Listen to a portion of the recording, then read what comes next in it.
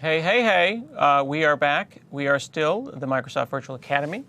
And this time, though, we're going to dig a little bit deeper. We've got Louis Desjardins. Thank you very much for coming. And we're going to look at some of the internals of .NET, ASP.NET 5. Let's go to the slides and start my timer for me there.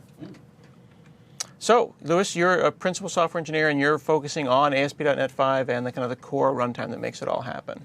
Yeah, I have been for a little bit now.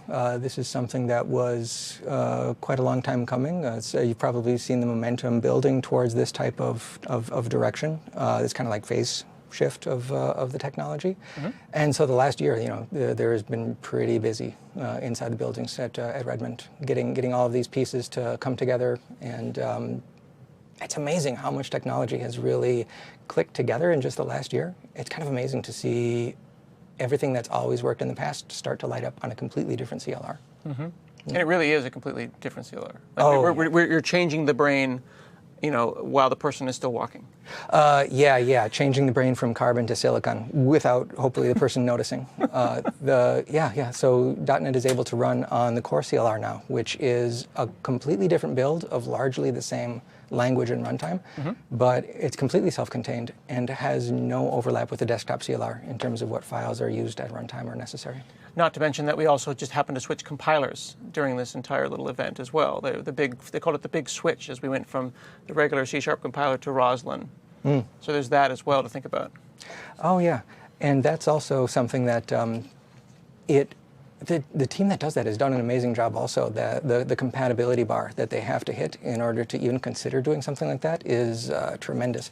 And at the end of the day, it really is kind of seamless. It does, if anything, unlock more scenarios. For example, if you don't want to compile all of your code in advance, you can compile it on the fly, which makes the use of views more first class, because everything can be compiled on the fly, but class libraries as well. You don't need to have everything compiled to a DLL before your program starts running. So both modes are available, both ways of running as DLL or as source are available, but it just opens up those options that are available on other languages too. As he takes a sip, I'll remind you that he worked actually on Dow Jones and Marketplace, and he had a bunch of big stuff, MarketWatch, and you also created Spark. That was kind of like your initial claim to fame. A lot of people in the community were really a fan of the Spark view engine.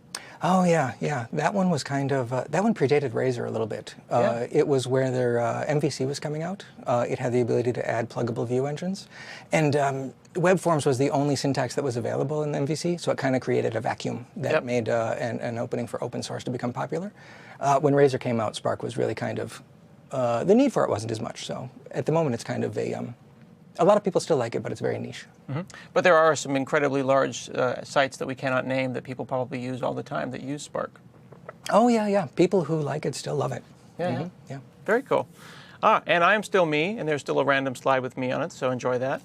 And all right, cool. Let's talk about some things now. We'll probably spend a little more time at the command line, but I want to understand as much as what's going on internally around the hosting runtime as we can. So please educate me. Sure. Well, I suppose the first thing, like you say, we can take a look at is the command line, starting with our favorite, command prompt, our favorite command, KVM. I suppose should speak briefly about, never mind that. Should speak briefly about the different commands and what the responsibilities are. And of course, names are in flux, so everything is coming in very quickly. So it's called K because there was originally a thing called Katana, right? And then Project K. Oh, actually, I think it's the... Is that why it's called K? Or is it just a letter we had up free? I think it's a letter. It's a letter that hasn't been used yet. I think so. Yeah. I just assumed. I think a lot of us just saw the K and we said, oh, this must be Katana. Oh, well, I mean, it's an assumption you can make. It doesn't really build a lot on that, other than a lot of the concepts incubated there. Other than incubation, though, it's largely a thing on its own. I don't know if you've heard, is Project N a public term? Project N, I think, is what they called .NET Native before, Yeah. right? Yeah. Another example of, oh, that's a nice letter. Let's use that letter. Exactly. Yep. So letter-based programming, and in this case, we're starting off with the letter K. Okay. So everything that starts with K is going to be related to this particular runtime. Okay. The first thing you're going to need before you can do any programming is a SDK, which gets you the ability to compile things and run them in the runtime as well as the dev time tooling. Okay.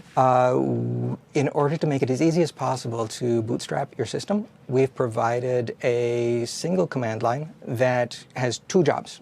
Its first job is to download the K runtime environment, and the second job is to let you pick between the ones that you have downloaded. Oh, so this will download it too if you want. Oh, yeah. As you can see, if you type KVM, that'll bring up the help. And really the two commands you need to know are KVM Install and KVM Use. So KVM Install, like you just alluded to, is basically the downloader. And if it's already installed, it won't do anything. But we can ask for the AMD64. I don't think I've installed this one yet. Wow, it really is going and getting it. Yeah. In that case, what's it say? In this case, it says... Not found. Oh, we might not have internet. This might be an interesting demo. So, if it was available, it would be basically saying that it's downloaded it. Oh, and you could put yourself on MS Open if you want to. No, it'll be fine. Okay. No, it'll be fine. It'll be fine. So, what it's doing is downloading the SDK and unzipping it. You can see the location it unzips it to is right in your user profile directory. Right, we saw that. So that you don't need to be administrator to get started, and you don't need to make a permanent commitment on your machine. It hasn't changed the registry or done an MSI yet. We'll have those available, but to get started, all you have to do is say KVM install and choose a version, and then it is in your user profile. And speaking of a lack of commitment, I noticed that it put it in the path, but just for this one process as well. Yeah. Yep. That's what KVM uses for. So if we list, we can see the different versions that I've installed over time. And one of them is marked active. The active star, this is very low tech. All it really means is this is the one that's on your path. On this particular command prompt. Command prompt, not your machine path. Right, yeah. If you want to make it more permanent, you can say KVM use a different number and persist. That will persist it for the current user. So if I log out and log back in, that one will be on the path still. It's just changing the path user environment variable. There's also a global. Global in this case just means the machine path. Okay. But you don't need to do either of those in order to get started or work. I saw some situations where people will install a preview of Visual Studio, which I think is currently beta 1. Yes. Then they will go and get the command line for KVM, and they'll immediately do an upgrade. Yes. And then things start breaking in Visual Studio. Why is that? Oh, well, Visual Studio is also not in the same vein as the command line. It's not doing a global install of the KRE to run off of. It does have a copy that comes with its install, but it's kind of squirreled away. And what it's doing is it's expanding it into your user profile as you need it. If you do KVM upgrade, it's grabbing the latest, which could be the nightly build, and putting it on your machine. The other thing it'll do is change the alias default. Today, that's what Visual Studio is looking at. An alias called default, and I see Yes. you have one right there. Yep. Okay. And that's going to become something that's, the tooling is also evolving as we speak.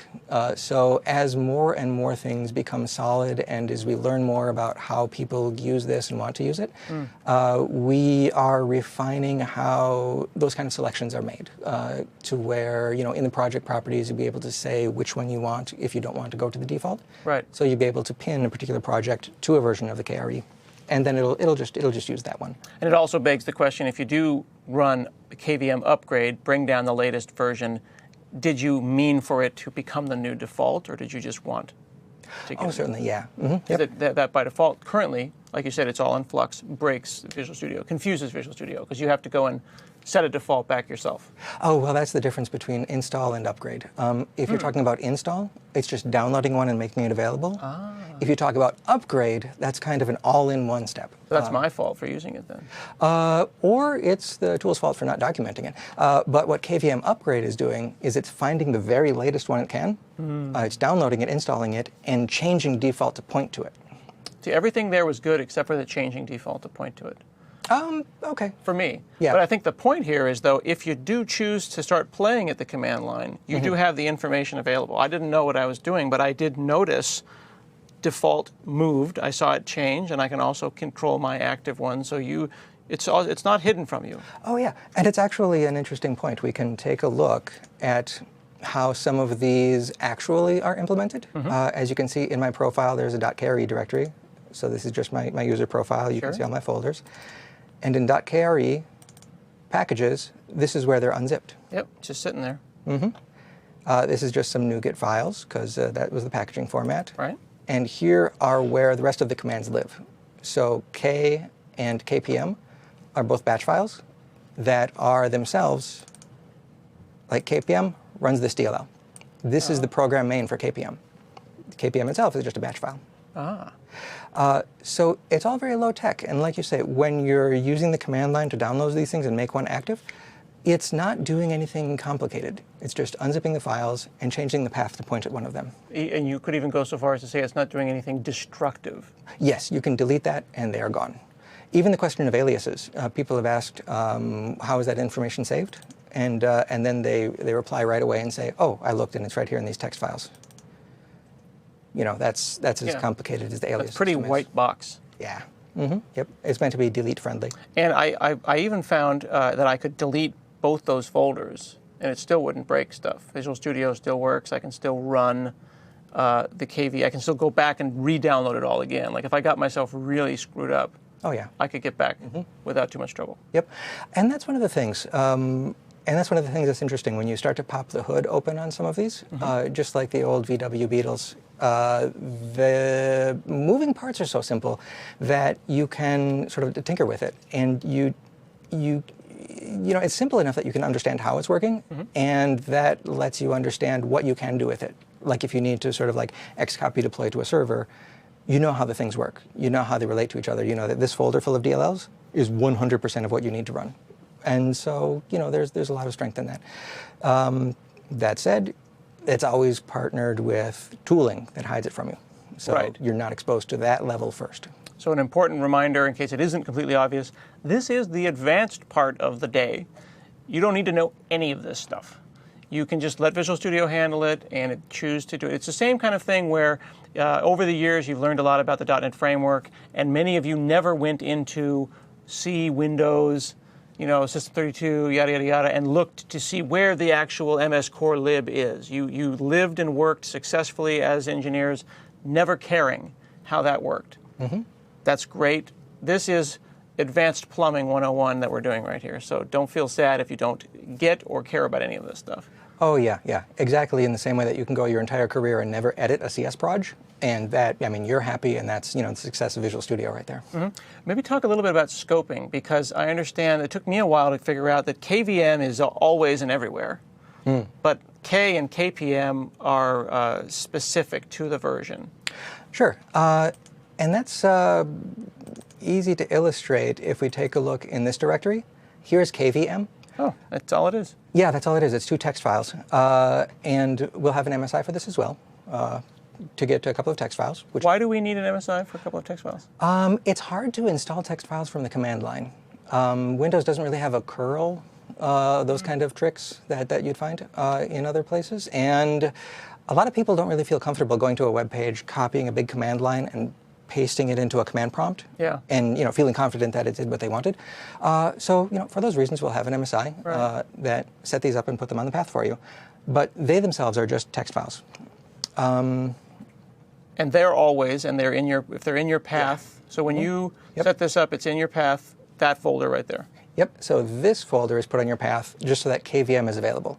Okay. And then when you say KVM use defaults here, it's changed the path so that the old runtime is no longer in the path. The one I just asked for is. Okay. KVM hasn't changed, though. Okay. But now, if I do KPM, it's running the KPM batch file out of this bin directory. And this is saying, here's the version number. This actually ran the managed code on top of this runtime. So the KPM is running on itself. It's part of the SDK, and it uses its own host process in there to run.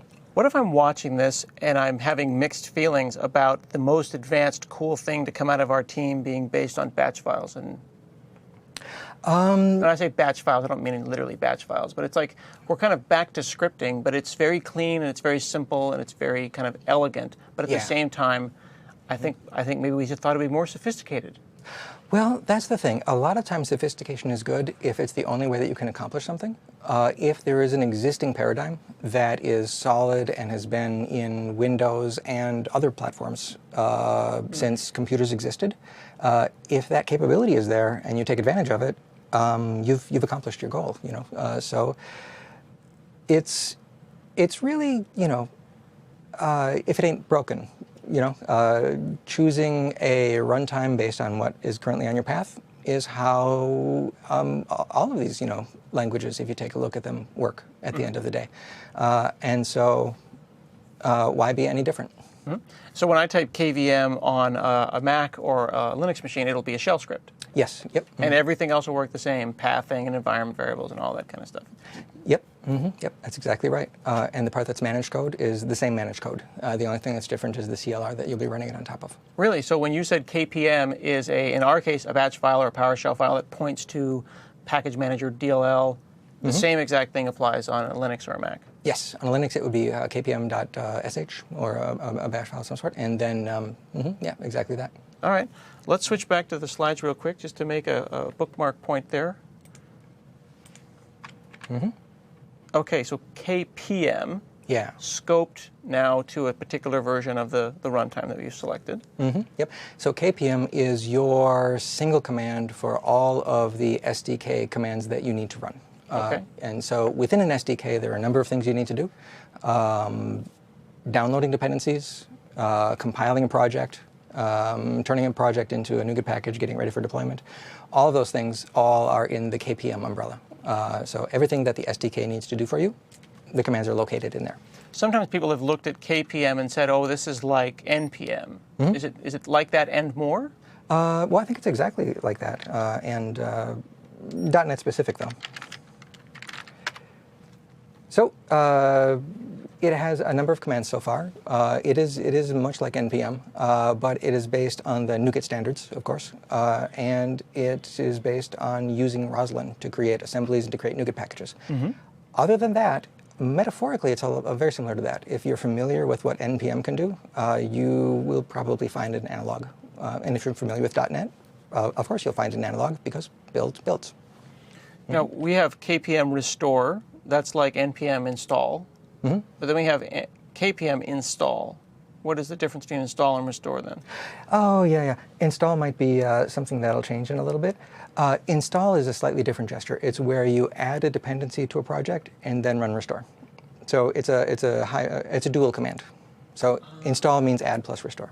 So that's interesting. So that's now the second time where I've gotten confused by dual commands. KVM upgrade did a bunch of stuff. Yeah. And KPM install is something is an add and a restore?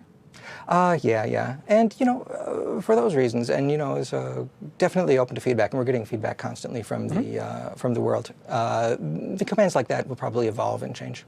If I were going to make, with a notepad, a project.json and write a startup.cs, that tells me, here are my dependencies and here's my startup. And we saw that in Daniel's talk where he made a hello world. Would I run then KPM restore to bring down the dependencies and then? Well, you certainly can. And you can also do that directly from Visual Studio if you're using it. The IDE sort of contains all of that for you and is running restore in the background. But that is exactly what you would do. You would author a project.json, run KPM restore, and then your binaries are available to run. So you can fire right up from there. Should we fire up a copy of Visual Studio and do something like that? Sure, if you want to.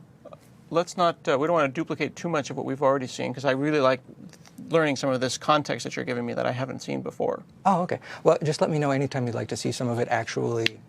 Yeah, sure. Talk to me about Wrap. Oh. That seems like it bridges two worlds.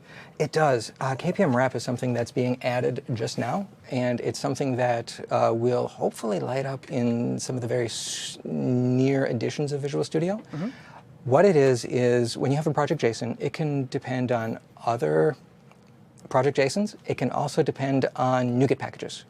So we're kind of unifying the unit of dependency. You know, in CSproj, there was always a kind of a disconnect between I'm referencing an assembly versus another CSproj. Well, yeah. And when you reference NuGet, it's kind of like referencing an assembly, but it's someplace else. So in this project type, those are all unified. When you depend on something by name, you depend on it by name.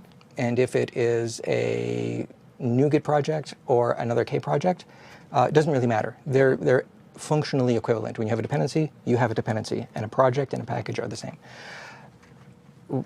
The thing that's missing is existing code. If you have a CSproj in your solution already, if you have any of that existing asset that you want to reuse, and everybody does want to reuse their existing works, you need abilities to reference CSproj from a project JSON conveniently. And that's where this tool enters in. So it's a new command, KPM Wrap on a CSproj, will generate a project JSON in a kind of a standalone location. And then you can reference that as well. So from your project, you can start a ASP.NET 5 web application or class library or command line application, wrap existing CSproj class libraries, and they suddenly become ASP.NET 5 visible projects.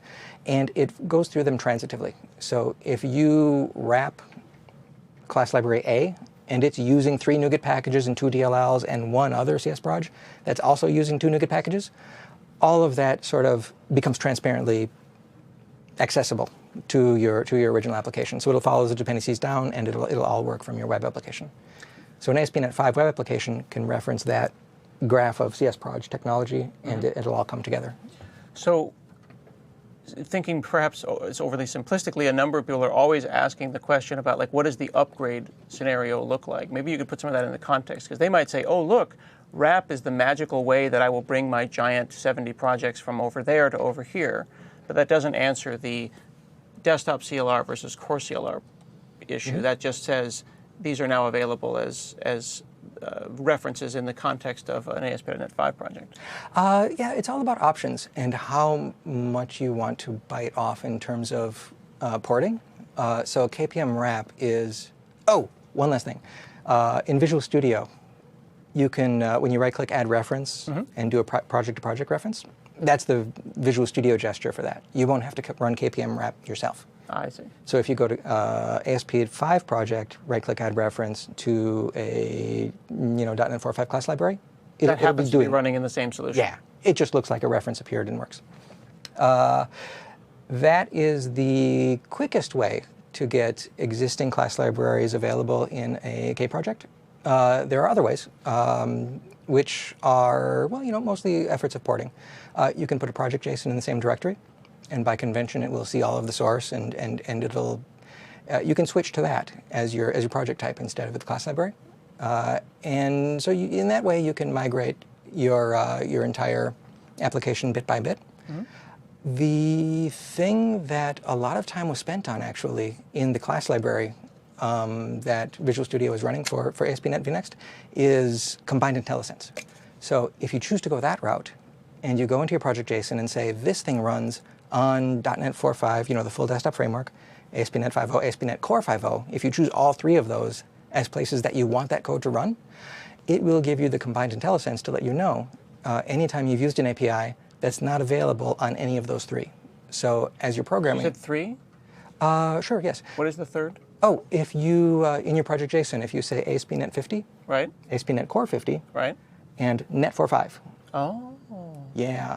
If you do that in your project JSON, you've technically created a package with 3 DLLs. One of them is for .NET 4.5 framework applications, the full framework, like, the full framework, the one that we're using today. If you say KPM build on that, it will create an upkeg with those 3 DLLs in there. And that's a way that you can continue to create software that runs on multiple frameworks and has one single project type and creates an upkeg that can be then shared and imported by other solutions. I see. So if I'm a person that makes a library that I'm going to give to other people within my enterprise, I could manually build out 3 DLLs, and I could say use that one for Windows Phone and that one for ASP.NET 5 and use that one for today. I could do portable class libraries and hopefully make one that works everywhere, but probably would not. Or in this new world, basically I have single source and perhaps some if-defs, perhaps not. We automatically fan out and make 3 DLLs, but they're automatically put into one package. So you think about one build artifact, and I hand that one thing to you, and no matter what context you use it in, it will work. Yeah, that's so it's not a portable class library, as it is a smart NuGet that feels portable. When you say in Visual Studio, file new ASP.NET 5 class library, like we mentioned before, the class library is actually, the project is a package. The project and the NuGet package are the same. So what you're working on is a single project, that's one NuGet package, multiple target frameworks. Okay. And the IntelliSense shows you that. In Visual Studio, there's that drop-down where you can choose. You can choose which one you want to focus on, but it's giving you the warnings. You've used something that's only available in Net4.5. You better change that. And like you said, if-defs are available as a last resort. Nobody ever wants to if-def their code like crazy, but every once in a while you do hit a place where something works one place and not the other, and so you can choose to if-def. And then when you hit compile, there's one compile, one nupkeg comes out. It's just that the DLLs in the 2 different locations have different behavior as appropriate for them.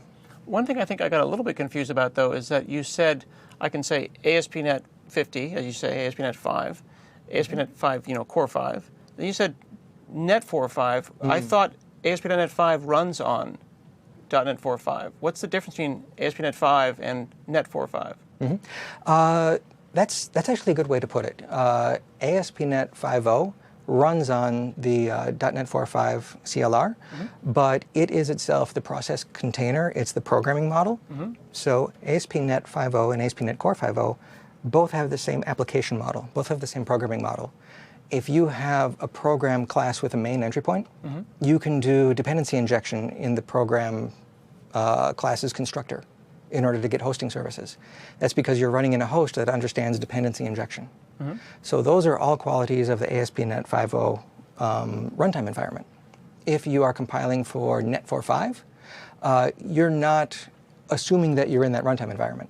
So things like a program main where the program class has a constructor with dependency injection, you would not want to do that in the Net 4.5 case. Oh, okay. Yeah. So ASP.NET 5, well, it runs fine on Net 4.5, on .NET 4.5. It's not then running in the context of this new environment that provides so much. It's running in the context of kind of like the classic ASP.NET EXE? Yeah. Yep. Yeah.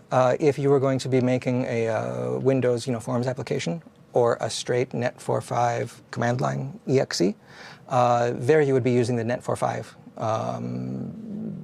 target framework name. If you were creating something that was going to be running with the dependency injection and the new tools and the new configuration and was going to be switching between the 2 frameworks, right, that's where you'd be using the ASP.NET 50 or ASP.NET Core 50. Okay, but if I'm JSON.NET author, or I'm writing an XML parser, or any kind of non-UI specific thing, any of the thousands of library NuGet packages. What should they do today to start getting ready? They should start to build their stuff in this project system. It's certainly an option. And that's one of the things that we're hoping that the tools like Wrap will make more powerful and compelling options available for them. Because they do have a lot of CS projects that are existing, and a lot of those are coming together in a single NuGet package. So one of the ways that you can arrange it is to have a project JSON for the ASP.NET 50 and ASP.NET Core 50 targets, and then KPM Wrap the other CS projects that exist in your solution. So you can kind of have a hybrid where 3 of the DLLs are created by the existing CS projects, and the other ones are created when Project K sort of scoops everything together and makes a nupcake. Okay. All right. Let's move on our slide deck there to custom commands. We've seen that you can make these custom commands in project.json, that pack generates batch file wrappers for each of those. But I'm not really clear on what the command is. It is just a main inside of a DLL? Oh, sure. We can take a look at that. It is just a main inside of a DLL. If we go into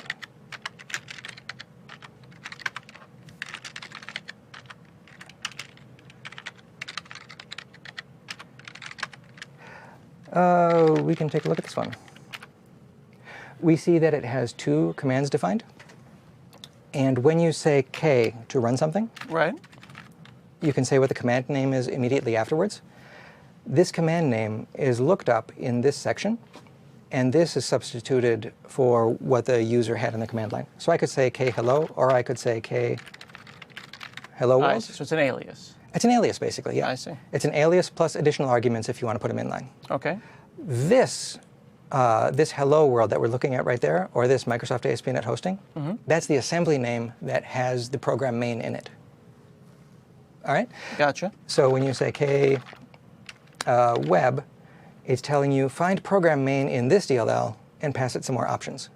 So when you say K web, what you're really doing is you're giving control to Microsoft ASP.NET hosting.dll program main, and it's the thing that's saying starting and not telling you the port, but then continuing to start up a server that is going to be hosting your web application.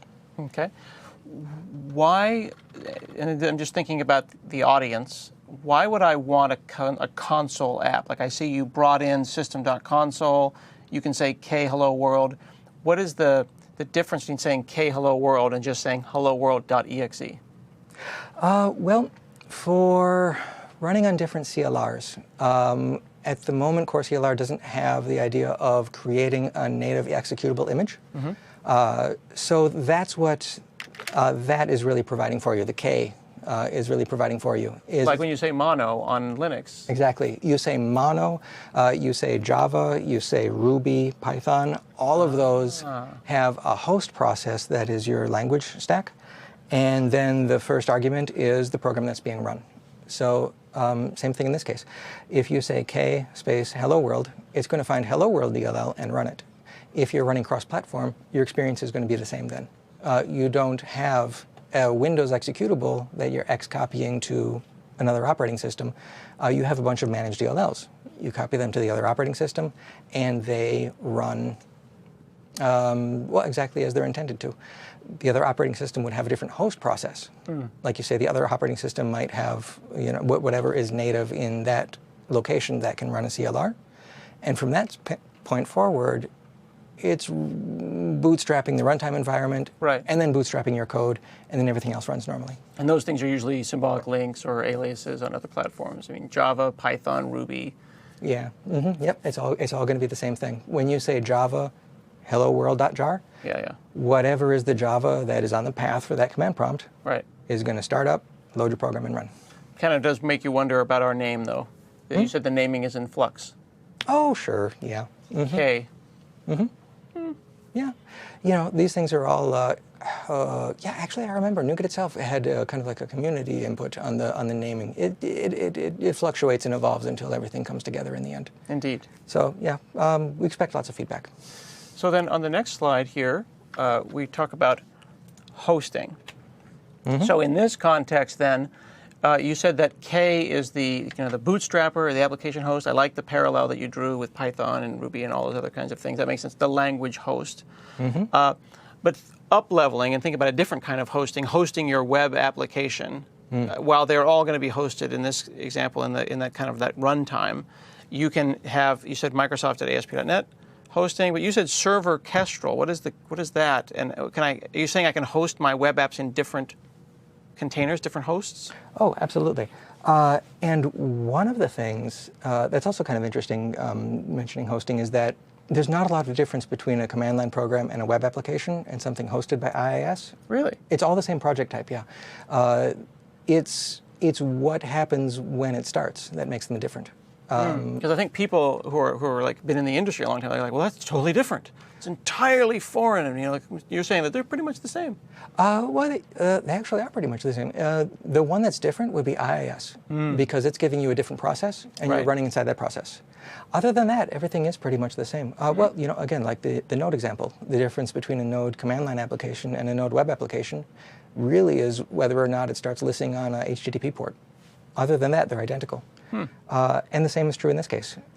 You can have things like EF migrations that you run as commands from the command line in the same code base that is a web server. If you run it as web, it just runs the web server and loads the actual HTTP implementation, which is pluggable. And that same file system location can be set up to run on IIS and IIS Express if it is pointed at that same location. So one project, and this is an example of that, can be set up to run all three of those ways. And in Visual Studio, in the properties pages, you actually get to choose in the dropdown. You get to choose between IIS Express, Web, and Hello. You're basically saying what happens when you press F5. But in Visual Studio, IIS Express appears in Visual Studio, but not in the project.json, because that's a totally different way. Like, it's not K that bootstraps that relationship. It's Visual Studio and its internal knowledge of IIS Express. Yeah, correct. If you wanted to get the same IIS Express command line experience, it's not hard. You just have to know what the IIS Express command line is. So you can go to the right directory, type IIS Express, run on this port, on this folder, and it finds that folder, locates the K runtime, initializes it, it runs the web application. So you can do IIS Express from the command line, exactly like Visual Studio is doing, if you just know what the one or two switches are that you need. Would that be something I'd want to put in here if I wanted to run IIS Express from the command line as a command within a project.json?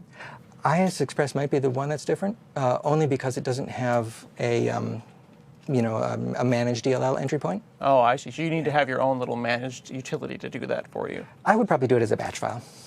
Yeah. That's as you to your point from before. Hey, it's the most simple thing that could happen. Why? Oh yeah. Why make it more complicated? Yeah, and then if somebody sees it in the folder, they can just double-click it, and IIS Express opens up in its own DOS box, and you see the output, and things start serving.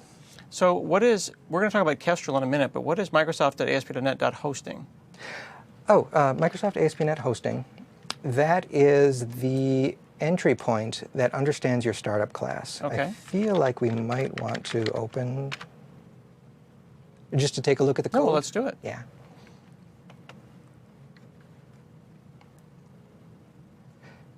So, if we open this up and get some of these out of the way, this is the folder that we were just looking at. All right. There is the program main that khello would run. Hosting is a different entry point. It has a program main, and what its job is to find your code and your startup class, create that startup class, and then give it control. So hosting will load this. And I'm sure you've seen this demoed a lot today. And does it find it by its name, startup? Is that a convention? Yeah. Startup is a convention. Configure is a convention. So just like program main is a convention. Well, that's a good point, because my pedantic brain was like, well, that's not really an interface, and shouldn't there be an I this or that? But in this case, public static void main, just because it's always been that way. Yeah, and like we mentioned, the systems are IOC enabled, so that kind of fights having a base interface just a little bit, because if you put additional interfaces from the runtime that you want injected into this argument call, or into this function call, an interface doesn't really let that happen, because it'll tell you haven't implemented that method correctly. I see. So you're saying I can put whatever I want on configure, and not only will it find configure and startup by convention, but it'll also inject in those things for me. Yep, you can get the hosting environment, logger factory, those other kind of things. That puts logging really early in the process. That's pretty cool. Oh yeah, yeah. We definitely have taken some of those building blocks and made them optionally available, not mandatory. But if you want to click into the logging interfaces that are available, they're front and center, and all you really have to do is ask for them, and they end up in your hand. All right, cool. So that is what hosting's job is, to locate this And then your program puts whatever handler it wants on there. And this would be, add MVC, or this is, the Hello World example. The Hello World example. And then that's all there is to it. That's hosting's job. If you are hosting in IIS or on HTTP sys, the same DLL is going through that code path. So IIS gives control to hosting, which locates the startup class in the same way. So whether you're self-hosted or IIS hosted, the execution path is as similar as possible. Okay, let's switch back to the slides and talk just briefly about Kestrel, and then in the context of potentially other places that we could host this stuff. Sure. Well, Kestrel is just something that you kind of slapped together that suddenly people started using. Well, it's been kicking around for a little bit. Did you expect it to be anything more than like a kind of a, here, this is the little thing I built? Or did you intend to go and build a managed web server that people really start using? Both.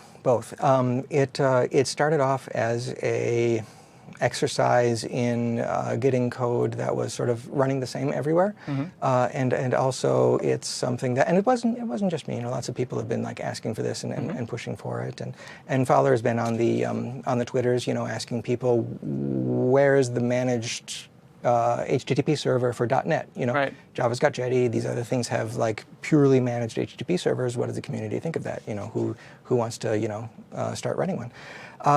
And so there were some people that were working on that already. This one is coming together. It's based on libof and libof, libuv, yes. libuv. That's the one that Node uses. Yep.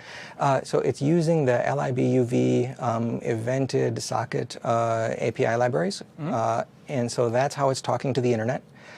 Other than that, it is basically doing the HTTP framing. So to be an HTTP server, you have to understand the request and you have to serialize the response.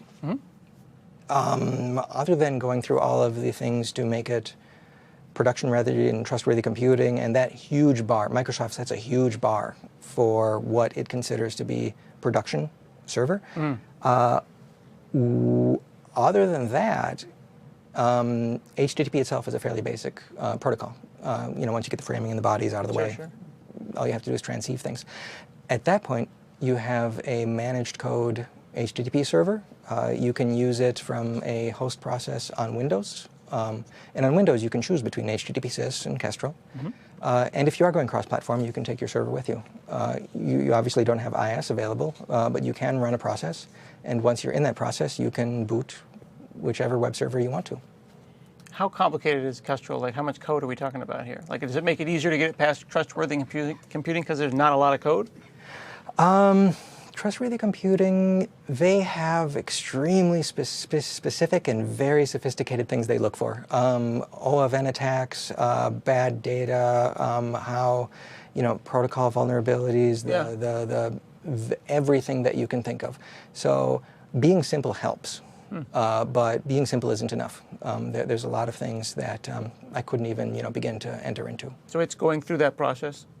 Yes, and it will need to be through that process before it's called anything close to production ready. And arguably, do you think it'll make it through that process and it'll be something that people could have as an option? Oh, yeah, someday. Yeah, someday, certainly. Yes.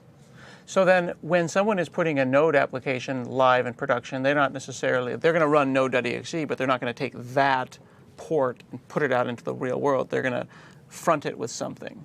Oh, yeah.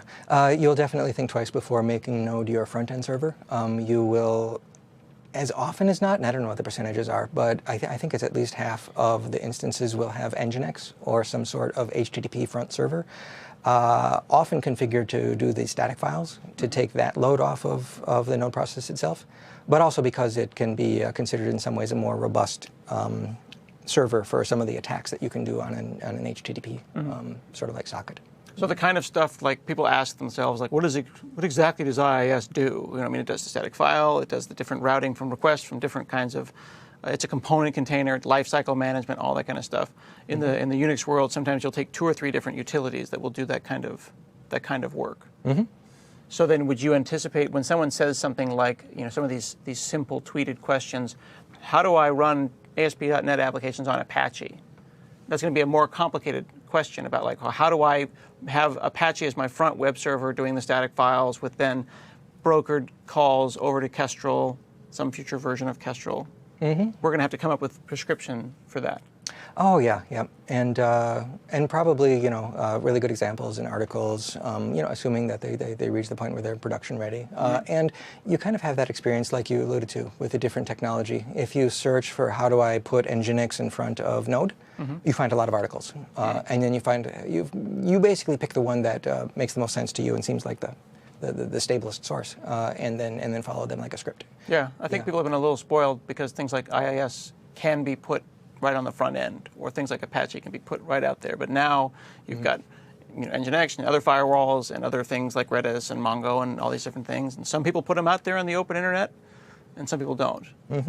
Well, and the fact of the matter is that when you're talking about cloud hosting, even if you do run a process that is its own web server, you are virtually never the front server that's on the edge of the internet. That's true. You're almost always behind at least a network appliance and often a routing layer.